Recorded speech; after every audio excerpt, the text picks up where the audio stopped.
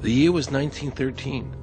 Woodrow Wilson was president, and powerful banking interests, who had been trying for years, finally achieved their long-term goal of a silent coup d'etat by taking control of the American government. The first thing they did to accomplish their takeover was convince Secretary of State Philander Knox to lie to the American people and tell them that the 16th Amendment, the Income Tax Amendment, had been legally ratified by the states when it was not. The bankers knew that this tax would ultimately end up in their pockets. Because of this fraud, the American people were led to believe there was now a tax on their labor. Congress and the President are completely aware of this fraud, and it was even cited in a recent court case.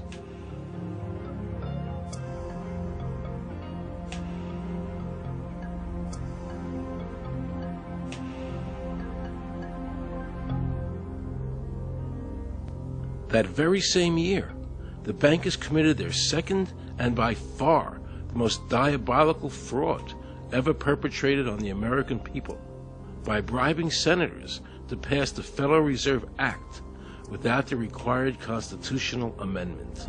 All in favor, say aye. They did this during Christmas vacation, when many senators were home celebrating the holidays with their families.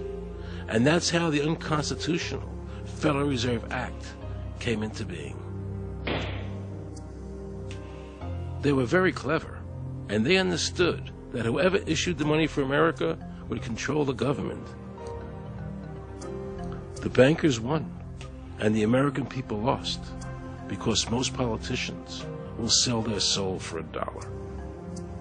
And now the Federal Reserve could issue dollars legally. As Mayor Rothschild said, "Give me control of a nation's money supply, and I care not who makes its laws." He knew that he and the other bankers would now control the laws of the nation. Government gave these bankers one of its most important powers, and now had to borrow money from them and pay interest to finance the government.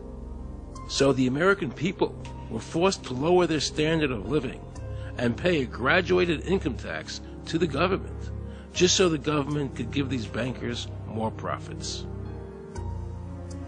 President Woodrow Wilson, who signed the Federal Reserve Act into law, later said, in regret, "I am a most unhappy man.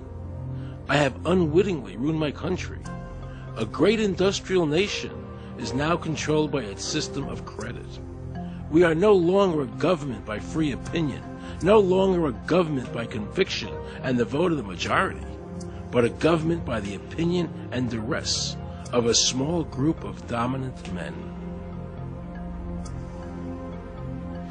The Federal Reserve was created by Congress in 1913, and it was entrusted with the power granted originally to the Congress by the U.S. Constitution to coin money and regulate the value thereof.